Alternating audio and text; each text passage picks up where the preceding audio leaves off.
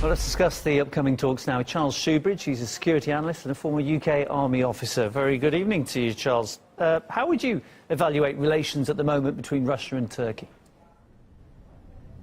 Well, they're certainly at a better point than they've been for some time. Remember, if we go back over the last few years, particularly in relation to Syria, we've seen conflict upon conflict, or at least the possibility of conflict. Worst of all, of course, when a Russian warplane was shot down by Turkey, and of course that brought in a phase of very poor relations between the two countries.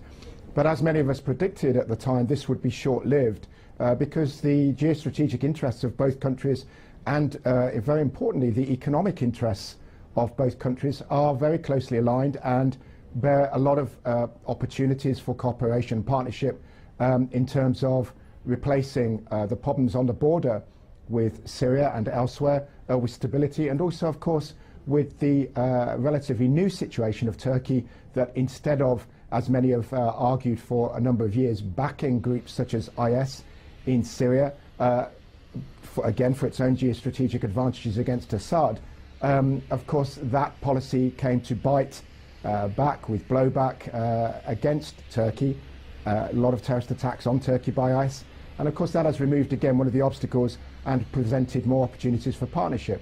And so between these two countries, they are, if you like, pursuing a policy as natural partners, particularly when you think about the problems that Turkey has got with the United States and the EU and within NATO itself, as you've already alluded to. Much of what you just said suggests that, this summit could have a positive outcome with these, alignments of similar interest. What about the differences, though? For example, Ankara's operation in Afrin, will that throw a spanner into the works? Well, Russia has largely taken a pragmatic view of this, I think. I think it's adopted a more neutral view. First of all, Russia has always supported the territorial integrity of Syria, as indeed as a general principle of politics around the world and diplomacy generally. And so therefore, of course, it isn't naturally disposed to be assisting the Kurds, whilst at the same time recognising that the Kurds have been major partners in fighting against IS and other groups in Syria. As we know, the Syrian situation is extraordinarily complicated. I think also Russia may be acting behind the scenes, perhaps in a way to try and at least limit the activities of Turkey in taking action against the Kurds.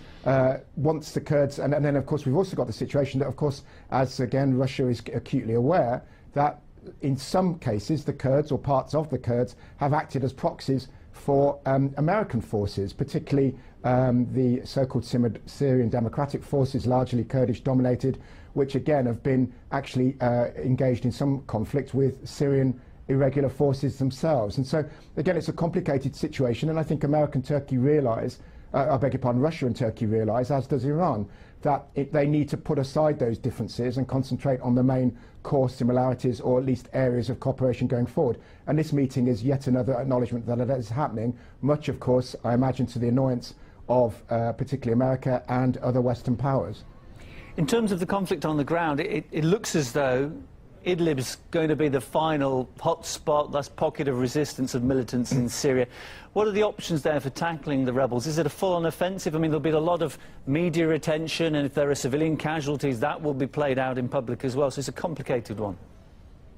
There certainly will be civilian casualties, although, of course, those are perhaps, we don't know if they're overstated by the West media, because the West media relies overwhelmingly, of course, for its figures on civilian casualties in Syria, on Syria opposition groups and groups such as the White Helmets, so-called rescuers, funded largely by the US, UK and others who are participants, of course, on the side of the opposition in Syria.